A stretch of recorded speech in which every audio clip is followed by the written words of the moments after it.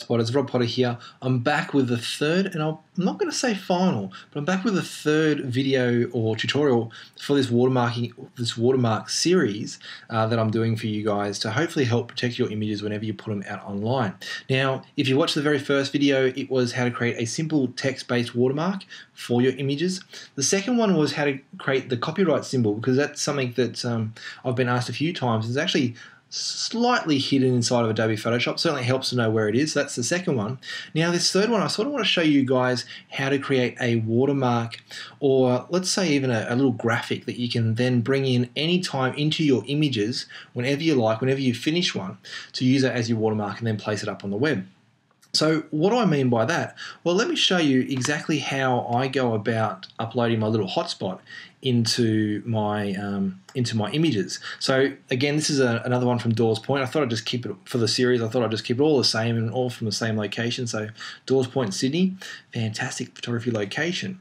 But let's go File and Play. So what I'm showing you right now, I've done what I'm about to show you. So I've already created a graphic that I use for all my watermarks. And if you've seen Hotspots, the website or the Facebook page or whatever other social media channel you're following me on, you'll know what I'm talking about. So I'm going to go File, Place Embedded.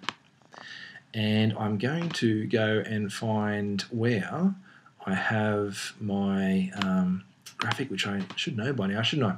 So Hotspots, Graphics, logo, and here we go. Here are my different logos. So I've got my main one, but then I've also got one that I've done which I really quite like. Not being biased at all, but I really quite like this one for watermarks and for other things sort of within the website and whatnot, branding and those sorts of things. So now I've got it saved as a PSD and a PNG. I'm going to talk about that a little bit later on. I normally, because I'm working inside a PSD, I normally place it inside like I can drag the PSD on.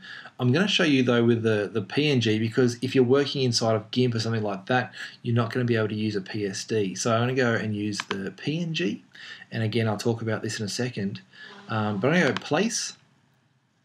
That'll place my watermark in. You can see it's a little bit fuzzy at the moment. That'll be fine. I'm going to click hold and grab one of the corners. So whenever you place an image, I guess it's worth noting there, whenever you place an image inside of Adobe Photoshop, it's going to always allow you to control the size of it straight away without even having to ask it. So which is really good for us with our watermarks, because I'm going to drag that down, and I have a particular size I go to all the time. It used to be 300, but I have moved it down to 250. So nice and quite small. And now I'll sort of drag that over to the edge, and there's my watermark. Now, I guess just have a bit of a think about that watermark for a second. So if, unfortunately, this watermark probably, while it might deter somebody from stealing it, it's probably not doing the best job, because, again, somebody could come in and crop that out quite easily. Again, for me, it's a lot about branding and branding my images. And when you save it, the way I'm going to show you guys how to save it, it's going to drop the resolution out of it anyway. So really people can't print this, but they could unfortunately save it and distribute it online. You can, if you want, put your watermark somewhere like in the center, or maybe off to one side of the image, wherever you guys want. Really sort of get a bit of a look and feel happening for your watermarks and work out where it is that you want to place them. But that's something like this is what I'm going to show you. Obviously not that involved, but something sort of simple that you can use, and it might be text, whatever it is, but something that you can then go File and Place and bring into your images once they're complete and use it as a watermark. So I'm just going to actually I'll just delete that layer, drag that down. I don't need that anymore. I think that demonstrated that pretty well. So let's go and create a brand new watermark. Now, I might actually I could create it in here, but I'm not going to. Let's go File and New. And I'm going to create a new canvas. I'm going to call this Rob's Watermark. Now, I'm not too worried about the size. I'm going to keep it all fairly square, but I'm not too worried about the size of it. 1,000 pixels by 1,000 pixels will be plenty. Resolution, I'm also not too worried about, because the way that I'm going to show you how to save this is going to drop it down to 72 anyway, so I'm not worried about that. And I'm going to make the background, I'm actually going to make that, rather than white, I'm going to go transparent. and then I'm going to go OK. And that's going to give me a brand new document. As you can see here, I've got this checkered plate, which means it's transparent. And you can see that up the top here, I've got my 2 tabs. So I've got my watermark, sorry, I've got my image there that I want to place my watermark inside of.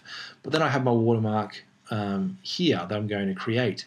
Now, again, if you've got a logo, then I recommend, if you've got a PSD, you're going to want to save it the way I'm going to show you. But let's just go and create something that's sort of like, just something that you could use. Again, let's go back to our very first tutorial and where we use some text. So I'm going to come in here and I'll place some text. I'll go, oh, okay, that's very big. I'm going to show you how to reduce the size of that. So let's go, actually, let's do that right now. I'll just delete that back. Come up top here, and I'm going to drop that down to about, let's say 12. If it's too big, I can still make that smaller, but I think that's going to be fine. So let's go photography hotspots. Now, if you're wondering, well, gee, Rob, you're going a little bit quick with this text, go back and watch the very first tutorial in where I take a little bit more time to explain the text. That'll give you a better understanding of what I'm doing here. And likewise for the copyright symbol. So I'm going to bring in another copyright symbol, and I've already got that selected, as you can see there. But if I didn't, I just click down here and go and find it, and there it is there. So let's sort of, whoops, let's bring that in here. And what I'll do, again, Shift Alt, and that's not going to work at all. Sorry, don't do that. Simply come in, go Shift and drag out. Sorry, left click and drag out, I should say, and then hold down the Shift key. I will get it right soon, guys. Sorry about that. So drag that out so it's about the same height as the text. There we go. And so now I've got my name and the copyright, and that could be it, but let's get a little bit more fancy. Fancy. We can do something else. So again, it'll come down to, if you've got a logo, I highly recommend using your logo. But if you don't, you're just starting out, you just want something in there. Maybe go and grab another shape. So it might be, you might go a king's hat. Why not? Let's go the king's hat. You might make it the same color, or you might have a secondary color for your for your branding. So let's go an orangey type color. We'll go okay to that. And then I'm going to bring that in as well. I'll hold down the Shift key now to keep that in proportion. We'll go something like that. Now, what I actually should have done was put that on a separate layer, because what I want to do is I want to move that closer to my words, but if I do that, you can see the copyright symbol gets further. And if you're wondering, well, why is that? It's because I was silly and I placed it all in the same layer. So let's go Command or Control Z to undo, and let's create a brand new layer, and we'll give that one the name of copyright. Like so, and then this one will give it the name of crown, like so. All right, cool. Let's grab the custom shape tool yet again. Shape, there's our crown. I'm going to drag that out, like so, holding down Shift key to keep it in proportion. I'll let go. There's my crown, and now if I grab my move tool and move that around, you can see that it's now not affecting anything else. And the other great thing about, let's say with layers, and this is not a layers lesson, but I can drag that layer up. You can see that's now on top of the crown. And obviously you wouldn't use something like this, but I just wanted to sort of show you what's happening. Oops, let me undo that. So let's position the crown somewhere that doesn't look like really silly. Maybe over here. No, let's go over here. I'm probably being a little bit too pedantic now for this tutorial, but you get the idea. You do, if it is your watermark and it is something that you're going to be placing on all your images, you definitely want to spend some time to get it right, because again, it's going to represent you and your brand and your images, etc., etc. So let's even give that crown a little bit of a tilt by using our tool that we've used throughout these videos, so Free Transform. And if I move my cursor outside of the box, you can see that I get those little bent arrows, so like that. And now if I click, hold, and drag around, you can see I can start to, put that to an angle. So I'll do something like that. We'll go enter to confirm, and let's say something like that. Now, obviously, again, spend more time to muck around with it. But what I want to do is I want to make that probably, there's two things. Obviously, I've got all this space now, so let's make it all a little bit bigger by holding down the Shift key, selecting the very top or very bottom layer, holding down the Shift key and selecting the last one. You can see I've now selected all of those, and we'll go up again to Free Transform. And now I can hold down the Shift key and sort of drag that out.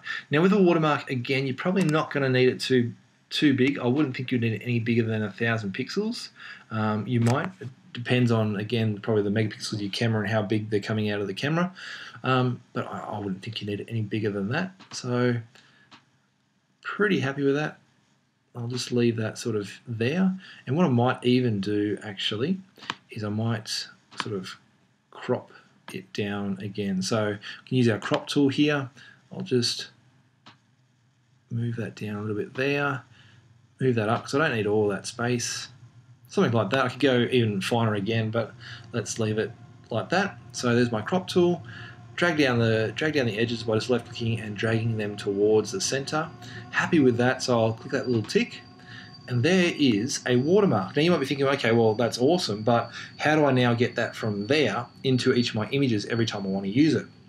And it's very simple. There is a trick to saving it though. So I've sort of mentioned how we're going to save it. So File, Save for Web. So I don't want to go Save, although it's not going to matter so much if you do, but what I want to do is go Save for Web. What I would like you guys to do is get in the habit of anytime you're saving anything for the web, you always want to run it through this process because, again, guys, remember it's going to make our images low resolution. Now, probably doesn't matter so much with a watermark, but definitely with your photos. But if I go Save for Web, what I can do, and this actually gives you a really good understanding of why we can't use a JPEG for our watermark. So you can see here's the original, and this is, at the moment, that's transparent. You can see that by the checkered plate. But if I was to save it as a JPEG, it's going to come through white.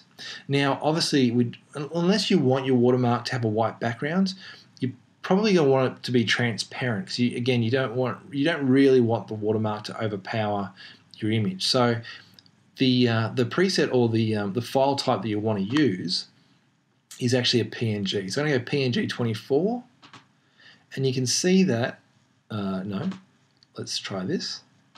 Change the wrong one, sorry guys. So PNG 24, you can see that's now PNG 24. Let me change that back to the original. I'll get this right soon. There we go. So the original and the PNG. So you can see that with the PNG, it now has a transparent background, which is phenomenal, or exactly what we want for our watermarks. Because now I can place this on any type of image, and I'll be able to see anywhere that there's that checkered plate will actually be the photo, which is really, really cool. But also have a look up here. So it was 1.79 megabyte as a PSD, but by saving it as this way, so save for web and devices, or save for web, come down to PNG and save it as a PNG 24. It's going to reduce it down to 29.62 kilobytes. So really greatly reduces the size of it. And so I'll go save to that, and I'll save this. Where will I save this? I will save this not in work folder. I will save this on my desktop for now. Let's go Rob's watermark. That's okay. And you can see there it's going to save it as a PNG. So happy with that. We'll go save. And that's basically it. What I would also recommend, because it's a watermark and it might be something that you update and change and tweak and all those sorts of things, is definitely go File and save it as a PSD as well, so that you have all these layers intact. But now, if I come back to Dawes Point, to my photo that I want to place my watermark inside of, all I need to do is go File and Place,